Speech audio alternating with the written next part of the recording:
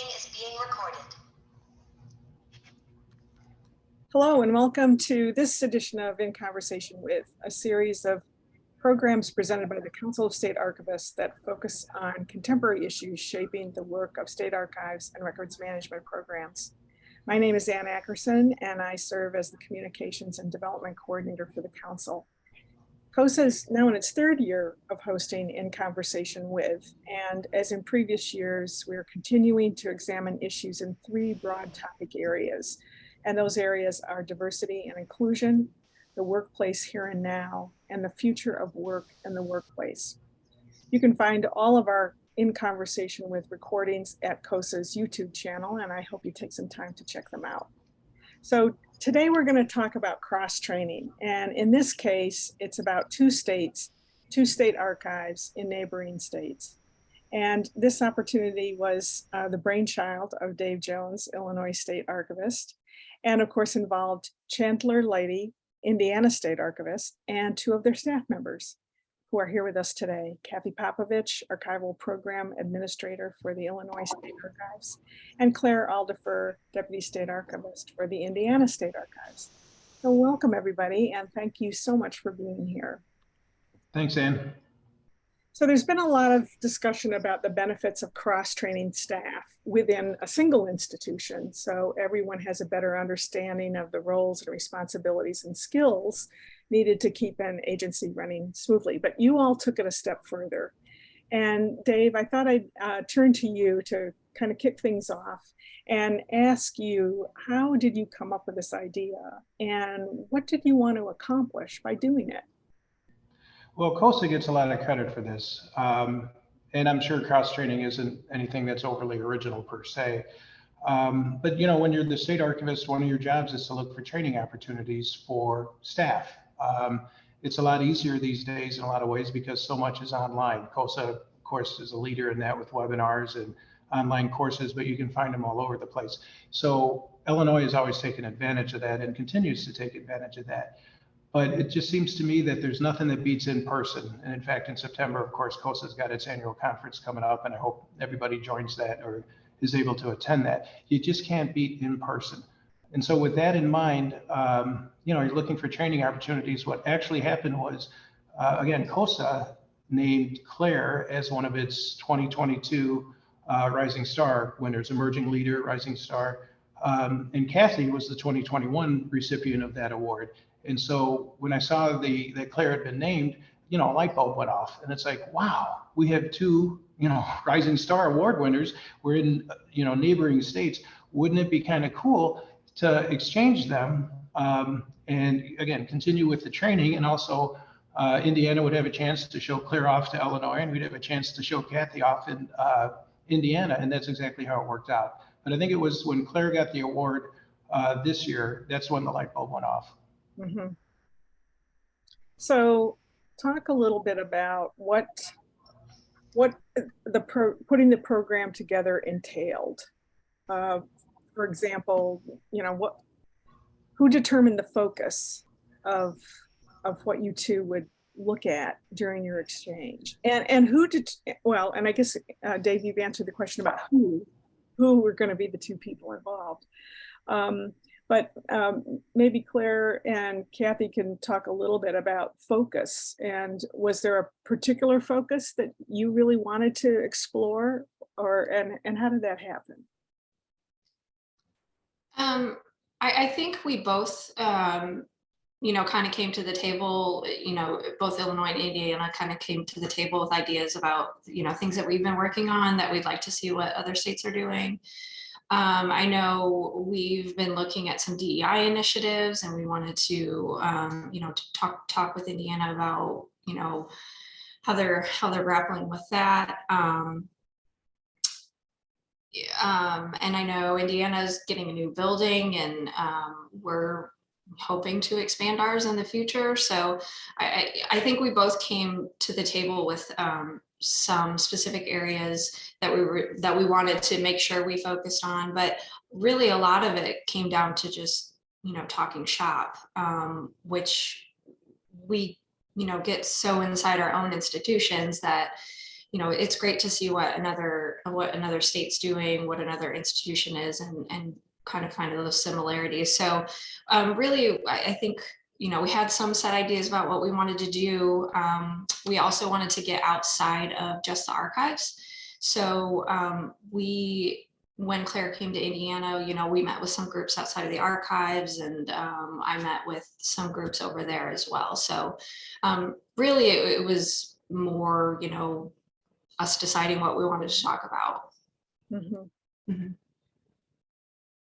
Anything you want to add to that, Claire?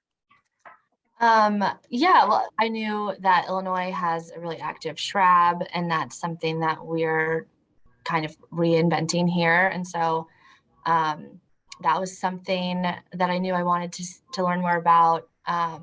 We also tried to schedule our visits kind of strategically. There was a local conference when Kathy visited Indiana, and I visited Illinois during one of their state records commission meetings. So I was able to attend that. So that helped as well. I think we did a good job of structuring the week, both with, structured meetings with other people, and then also just a lot of talk and kind of brainstorming. Mhm. And when I talked about this with Chandler, first, we had discussions on, it didn't have to be Kathy and Claire, of course. That's just, certainly how it developed, and that was the impetus for this. But we had a couple meetings, then we obviously brought in Kathy and Claire, but we were pretty specific on what we were looking for, what Indiana wanted from Illinois and what Illinois wanted from Indiana, what our special interests were. And then kind of like Claire said, and I think Kathy too, there are other things to talk about just to see how another state did it. So when Kathy went to Indiana in July, we had an agenda for her to follow with meetings and stuff, and it was pretty loose. You can't just be 100% specific. You don't know what's going to come up, but it was, tailored a little bit to what we were looking for out of Indiana, and then again, a lot of open areas to learn other things. And when Claire came, after Kathy came back, we also had discussions, again, the four of us, and put together an agenda for when Claire came here. And I know we actually followed that agenda pretty closely, but there was a lot of, if this happens, this meeting might change. But it was a lot of meetings, but we had agendas coming in before each one of them came to the other state. Mhm. So, right, so you were prepared and focused on the topics that you wanted to cover, make sure you covered, in addition to other things that might pop up and so forth. So each of you spent a week in the other shop? Is A that little less, I think, like 3 to 4 days. okay? Okay. And is it over? Was it just one visit and now it's done? Or do you have plans for future visits? So I don't know that we've talked about specific future visits. I do know that one nice thing that has popped out of this is that our records management teams have connected. I'm not in records management. And so when I went to Indiana, I couldn't really provide all the information that they wanted. So when I came back, I got some of our records managers connected with Indiana's records managers, and I think they've got calls set up to kind of collaborate. So, nothing specific to this exchange, but definitely we've built some good relationships out of things moving forward. And we had talked about during this, if we did the program next year, if we did it with Indiana, maybe switching our conservation lab people. So in our case, the head of our conservation lab, and I don't know who's in charge of the Indiana, but I know that topic came up. That might be a little more hands-on when they're in each other's respective states, but that's a possibility we're looking at as well. Claire, you were going to add in? I was just going to say, I think one of the benefits of the program generally was just the networking aspect. So, even outside of anything concrete planned, Kathy and I are both in similar positions and similar points in our careers. And so just being able to kind of establish that relationship, I assume will lead to, various networking opportunities. Yeah.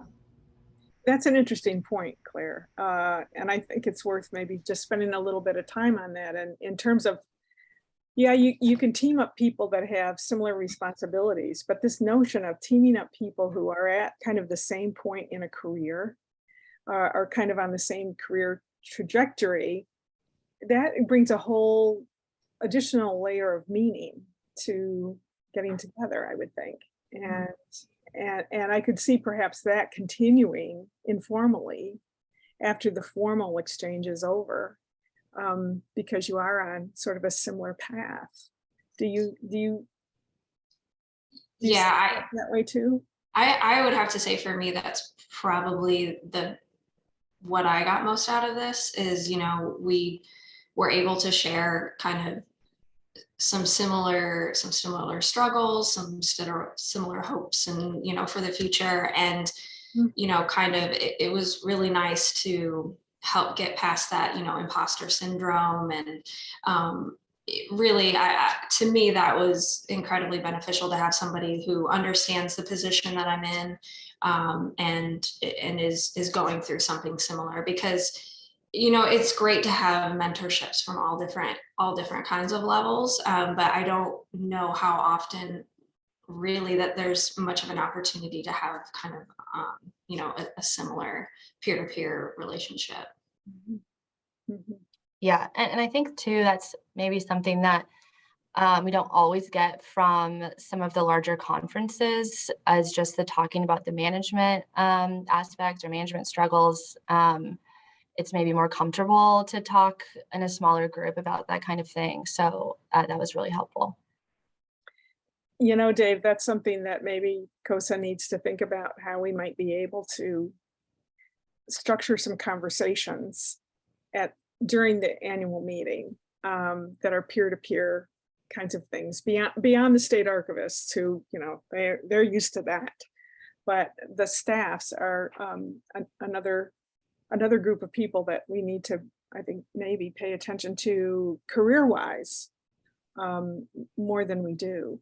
And Absolutely. I think that's, again, it's the next generation of archivists. So the more training, the more interaction, the more networking they can do, I think that's better. Absolutely. So what sort of resources did this require? And by that, I mean, not obviously financial resources, but also your time. Obviously, you were taking time away from work, your day job at the archives, travel, that sort of thing. What sort of resources are we looking at? Well, I'll jump in, and if you guys want to talk maybe about your experiences driving and stuff, but another part of that whole light bulb moment was knowing that Kathy's sister lived in Indianapolis, so I didn't have to pay for room and board. Yes, I will be the first to admit that was a big one. And at the time, again, and I talked to Chandler at Indiana at least every couple months, and Indiana, they visited us with 5 or 6 staff, including Claire, 3-4 years ago. So we know each other fairly well. And so Chandler said, well, that's great because Claire's got, I think your grandmother or mother, I think your grandmother was living in Decatur, which is right by Springfield, so she can stay there. Well, her grandmother moved back to Indiana, as I know, but Chandler's still very gracious. Yeah, he's sprung for a hotel. But Chandler very graciously said, we'll spring for the hotel, which was here in Springfield. And my guess is Springfield rates versus Indianapolis rates, he probably thought it was a deal anyway. But he very graciously footed the bill for that. And then it was just per diem. And then I also cut a deal with Chandler and Kathy and Claire that if their car broke down on the drive, if it was on the Illinois side, I'd get them. If it was on the Indiana side of the border, Chandler had to get them. So those are the resources as I know, other than time, of course. You guys have anything to add to that? Yeah, I think it was really just, there's the time, you have to be prepared to really like set aside that week. We did set aside a couple of times like here and there to kind of check our emails and touch base. And I remember I couldn't decide beforehand if I was going to put, an out of office on my email or not. And I didn't end up needing to, but that's probably the biggest resource, is just like any conference. Sure. Yeah, right. It's kind of the same difference, isn't it? You're heading out of the office. You know, who's Yeah, and gonna I think, run the dog, the kids, whatever. Yeah. You know, yeah. yeah. No, and I think on the, at least on the Illinois side, I mean, I know that everybody here knew that I was going to be gone, and I wrapped up my projects and I would be keeping an eye on email. We did, again, Claire had mentioned, we did have a little bit of downtime so that I could at least check in and, delegate as needed. But, it was Dave sending me on this thing. So send him anything that needed, that was, an emergency.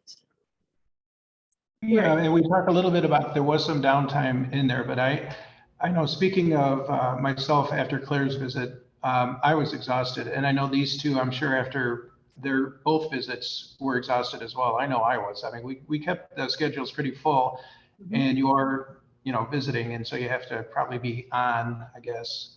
So I know I was exhausted after Claire's visit, and I'm sure you two were probably exhausted as well. Yeah. Definitely. So where does the learning go from here? I mean, obviously you've spoken about the fact that it was personally a great experience. Kathy, you mentioned, you've put other people on staff in touch with their counterparts in Indiana. What other ways can you sort of drive the learning deeper into your respective institutions, if that's a goal? I think Go ahead, Kathy. Go ahead. No, I'll pass. Okay, well, I'll go. Well, again, speaking for Claire's visit here in Illinois, not only did we train Kathy and Claire, but my staff got so much out of Claire's visit on a couple of different ways, and that's going to have, I think, long-lasting influence on my staff. We basically have, 5 staffs. We have reference, conservation, IRAD, records management, the micrographics section, and I'm already up to 6 because we got the record center, and Claire met with all of them. And I don't think, because she's deputy director, she's familiar with all of that in Indiana, even if she's not totally hands-on. But we just kept picking her brain. And the meeting we had with records management was 1 hour and 15 minutes, and it could have gone on for 3 hours. I mean, my guys are just asking so many questions of Claire. And we invited some outside partners to some of these meetings. So at that one, we had the governor's office IT lawyer here as well. So he was able to kick in. So he learned a lot from Claire. My staff learned a lot from Claire at that meeting and at others. And then again, hopefully Claire learned a lot. But that's something that I didn't really anticipate. I anticipated Kathy and Claire and, the training there, but it didn't even occur to me how much my staff would get out of it. Well, it strikes me also that there was a heck of a lot of preparation work in terms of not only reaching out to other staff, gathering together, finding convenient times to meet with Kathy or Claire, but then to go outside the archives, bring in somebody from IT. That took a lot of coordination. Who was doing that? Was that coming from Dave, your office, and Chandler's office, or Kathy and Claire? You weren't doing that, right? And that, I know in Illinois that was coming pretty much from me, and we brought in someone to do it for DEI. We have at the State Museum behind us, we have really a leading expert on DEI issues, so we brought her in. We had assisted with a grant with the Supreme Court Historical Preservation Commission on scanning. So we had a meeting with Claire on scanning and on grants, and we brought them in. It just made sense to bring in people, not just from the archives, but also from the outside. And it also, again, I talked about how this helped the rest of my staff. Frankly, it helped the guys on the outside too, meeting with Claire and meeting with us and having us, have these kind of discussions. So it was, I think, a good thing to bring in people from the outside. And did it work the same, Claire? Yeah. Specifically when Kathy visited us, we had a meeting, and Teams makes things easier too. And we had a virtual meeting with our SHRAB members who are new. And then when I was there, they were able to gather some of their former SHRAB members to talk to me. And both of those meetings were highlights. I think for our Shrab members as well to kind of get energized and, you know, excited about the opportunities. That's a great point. Just on the Shrab note, I mean, I think that unfortunately, I don't think a lot of Shrabs are able to meet with each other that way. And yet with Teams and Zoom and stuff, why not? But I think a lot of our Shrabs tend to work in isolation, but that's a whole other topic. So we brought Claire up to the roof of the archives really Yeah. for a photo op because the Capitol's behind there, but we brought the building engineer. So Claire went back to Indiana knowing everything about HVAC. Is that correct, Claire? Right. So Claire and Kathy, any other learnings or highlights that you'd like to share, or any advice for other archives who are thinking about maybe doing this kind of, and this is a question for you too, Dave, but for Claire and Kathy particularly, advice for other archives to put together an exchange like this. What works? What didn't work? What could be done better or differently the next time around?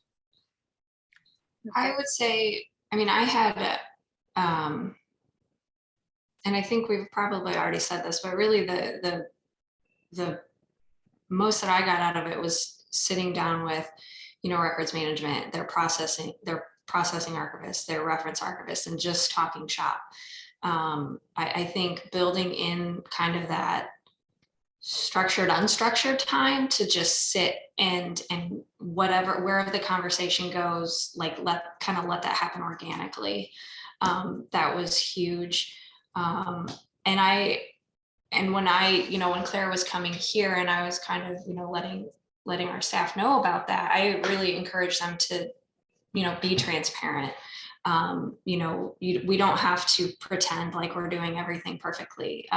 We can be honest about some of our struggles and some areas where we're looking for improvement, because that's really when you can get the benefit from that, because, your visitor might have an idea, or at the very least they might say, yeah, that's, we're dealing with that too.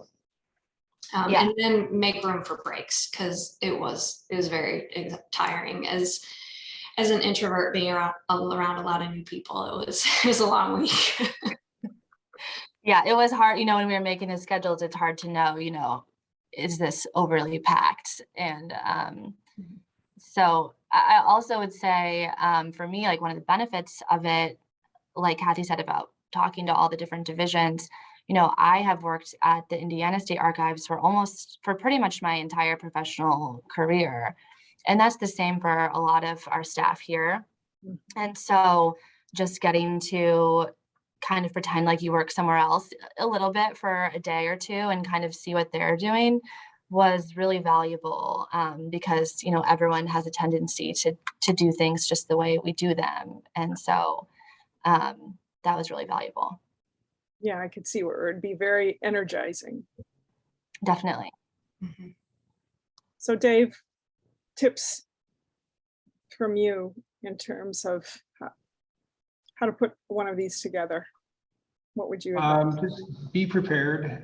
Again, it just took a few meetings, but understand what each state maybe is looking for. And then actually, Kathy said it best, just sit down and let it go where it's going to go. I think that was useful. And on the last day that Claire was here, we had a couple of Zoom calls. Most of the stuff we tried to do was in person, but because we had to set her up on a computer, she was actually in the conference room behind my desk. So we'd finish with one of those calls, and then I'd go in and just talk with her about the phone call and, what happened with the phone call. And I think the Shrab was one of those meetings.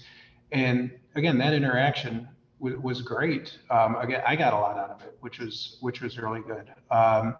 So just, work closely, put together an agenda. You don't have to stick with it. Apparently put in some downtime, maybe a little more than we put in. But again, extremely worthwhile program, I think.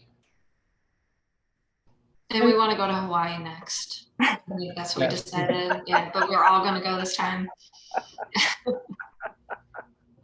Although Illinois in August is pretty nice, ask Claire. It was unseasonably nice, actually. Well, who knows? Maybe when we get together in Nashville, there'll be some state archivists who'll want to corner you, Dave, to talk more about this and figure out ways that they can manage to do it in their own states and with their neighboring states. Dave and I were talking about, what likely states could get together, and obviously there are parts of the country where the distances are a little shorter, and other parts of the country where, like Hawaii, it's kind of tough. Yeah, we're very fortunate. Indianapolis is closer to Springfield than Chicago is drive time, so it's not that far away. But yeah, if you're going to do Texas and New Mexico, you might have some issues. Yeah, right. It would be a different kind of structure altogether, that's for sure. Any other parting thoughts that you'd like to share at this point? No, I mean, I thought this was great, and I'm really glad, Dave came up with this, and, Indiana was on board. So if anybody can set something up, I strongly encourage it. Definitely, it's really worthwhile. And it's nice to talk to you guys again, too. I missed you. You worked for us for 3 days, so yeah. The only other thing I would say is, again, a lot of the credit goes to COSA, because COSA does develop a sense of community among the state archives. And we certainly have it with Indiana, but I feel that way with all the members of COSA. I can just pick up the phone and call, and that sense of community. And then when we do have those annual meetings and we get to meet the other directors and the other staff now, as we increase our chance or meetings with staff, that does help. So COSA really actually gets a lot of credit for this with that sense of community. That's great. And before we sign off here, I think, Dave, you indicated that this is a program you're going to continue. Is that correct? We're going to look at it, absolutely. Probably with Indiana, because if they're all as good as Claire, we definitely want to continue to do it with Indiana, but we may look at some other states as well. That's great. Well, I think this is wonderful, and I know that a number of our members are really going to be interested in pursuing this idea. Thank you so much for giving up some of your time this afternoon to chat with me about it, and I appreciate that very much. All right, thank you, Anne.